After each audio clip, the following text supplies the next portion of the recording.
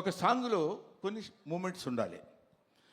అలాంటి మూమెంట్స్ ఇప్పుడు మీరు ఒకసారి చిన్నపిల్లలే ఉంటే గుర్తుంటుందో లేదో తెలియదు కానండి, రగులుతుంది మొగలి పొద, ఆ పాటలో బా ఏంటిది బాడీయా లేకపోతే ఏదన్నా ఒక రబ్బర్ ఇదే అనేటువంటి స్థితిలో ఆ సాంగ్లో ఉన్న మూమెంట్స్ మాత్రమే మనం చూసి కౌంట్ చేసుకోగలిగాం. ఒక్కొక్క మూమెంట్ ఓకే చేయడానికి ఆ కొరియోగ్రాఫర్ ఎన్ని టేక్స్ చేస్తుంటాడో ఆలోచించండి. హీరోయిన్ తప్పు చేసినా చేయాలి, ఆయన తప్పు చేసినా చేయాలి, పొరపాటు జరిగితే చేయాలి. అలాంటిది ఒక్కొక్క పాటలో కొన్ని 500 సార్లు 1000 సార్లు రిహార్సల్ చేసి ఉంటాడు ఆయన. అలాంటి పాటలు ఎన్ని సినిమాల్లో చేసి పాట, డాన్స్, కొరియోగ్రఫీ అంటే చిరంజీవి.